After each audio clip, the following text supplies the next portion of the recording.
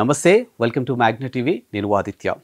ఇటీవల కాలంలో crime rate అనేది చాలా ఎక్కువగా ఉంది అనడంలో ఎలాంటి సందేహం లేదు. ఎందుకంటే మనం రెగ్యులర్ లైఫ్లో మార్నింగ్ లేచిన దగ్గర నుంచి నైట్ పడుకునేంత వరకు సోషల్ మీడియా వేదికగా, మీడియా ముఖంగా ఎక్కడో ఒక చోట ఏదో ఒక అంశం వింటూనే ఉన్నాం. భార్య భర్తను చంపారనో, లేకపోతే భర్త భార్యను చంపిందనో, లేకపోతే కడుపును పుట్టినటువంటి పిల్లల్ని చంపారనో, లేకపోతే ప్రియురాల్ని చంపారనో, లేకపోతే ప్రియుని చంపారనో, అన్నాదమ్ముళ్ళు, అక్కా చెల్లెళ్ళు, అమ్మా నాన్నలు, అంటే ఒక మనిషికి ఎలాంటి రిలేషన్స్ ఉంటాయో ఆ రిలేషన్స్లో ఏదో ఒక చోట ఎక్కడో ఒక చోట ఈ హత్యలు, ఈ చంపుకోటాలు అనేది ఇటీవల కాలంలో ఎక్కువగా మనం చూస్తూనే ఉన్నాం.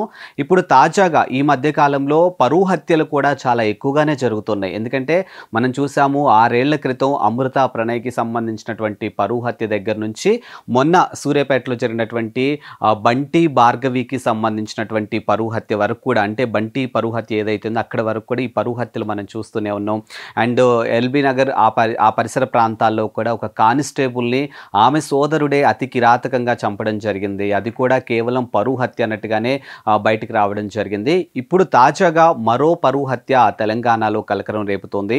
సో మరి ఎందుకు ఈ పరువు హత్య జరిగింది, ఏంటి, దీనికి సంబంధించినటువంటి డీటెయిల్స్ ఒక్కసారి చూసుకున్నట్టయితే, అసలు దానికన్నా ముందు కూడా ఇలాంటి ఒక టెక్నాలజీ ఉన్నటువంటి సమయంలో ఒకరిద్దరు ఒకరినొకరు ఇష్టపడ్డారు. బట్ కులాలు వేరైనప్పటికీ కూడా ఒకరి మనసులో ఒకరికి కలిసాయి అని తెలిసిన తర్వాత కుటుంబ పెద్దలు కూడా, అంటే అటు పేరెంట్స్ కూడా ఎందుకు అంటే కులాలని కానీ మతాల పరంగా కూడా ఎందుకు ఇంకా పరువులా ఫీల్ అవుతున్నారు అనే అంశాలు కూడా ఇప్పుడు చాలామంది విశ్లేషకులు సోషల్ మీడియా వేదికగా మాట్లాడుతూ ఉన్నారు. ఎందుకంటే ఇలాంటి ఒక టెక్నాలజీ ఉన్నటువంటి సమయంలో కూడా ఇంకా పరువులు, ఈ కులాలు మతాలు ఏంటి అన్నట్టుగా ప్రశ్నిస్తూ ఉన్నారు. ఒకవేళ వాళ్ళిద్దరిని ఒకరొకరు ఇష్టపడ్డారంటే వాళ్ళ బ్యాక్గ్రౌండ్ ఎంక్వైరీ చేసి ఆ అమ్మాయిని ఆ అబ్బాయి జాగ్రత్తగా చూసుకోగలడా, లేకపోతే ఆ అబ్బాయి ఆ అమ్మాయికి కరెక్ట్ అయిన వాడా కాదా, వాళ్ళ ఫ్యామిలీ బ్యాక్గ్రౌండ్ ఏంటి, అసలు వాళ్ళ ఫైనాన్షియల్ స్టేటస్లు ఏంటి, వాళ్ళు ఉద్యోగం చేస్తున్నారా లేదా, అంటే లైఫ్లో వాళ్ళకు ఒక క్లారిటీ ఉండి ఎవరి మీద డిపెండ్ అవ్వకుండా వాళ్ళ లైఫ్లో వాళ్ళు హ్యాపీగా ఉండగలరా లేరా, ఇలాంటి అంశాలని పరిగణలోకి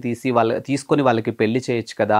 ఎందుకు కులాలు మతాలు అంటూ ఇంకా ఇలాంటి ఒక పరువు హత్యల్ని ప్రేరేపిస్తున్నారు, ఎందుకు ఇట్లాంటి 2025లో కూడా వీటిని ఎందుకు ప్రోత్సహిస్తున్నారనే కోణంలో కూడా చాలామంది ప్రశ్నిస్తూ ఉన్నారు. మరి ఇప్పుడు లేటెస్ట్గా తెలంగాణలో మరో పరువు హత్య కలకలం రేపుతుంది. సో దానికి సంబంధించినటువంటి డీటెయిల్స్ ఒక్కసారి చూసినట్లయితే, పెద్దపల్లి జిల్లాలోని ఎలిగేడు మండల పరిధిలోని ముప్పిరితోట గ్రామంలో సాయి కుమార్ అనే యువకుడున్నాడు. ఇక అదే గ్రామానికి చెందినటువంటి ఓ యువతిని ప్రేమించాడు. సో ఆ విషయం తండ్రికి తెలియడంతో గొడ్డలితో అతి కిరాతకంగా నరికి చంపాడు. దీంతో సాయి కుమార్ అక్కడికక్కడే మృతి చెందినట్లుగా పోలీసులు కూడా నిర్ధారించడం జరిగింది. ఇక పోలీసులు వెంటనే అక్కడికి చేరుకుని ఘటనా స్థలాన్ని పరిశీలించారు.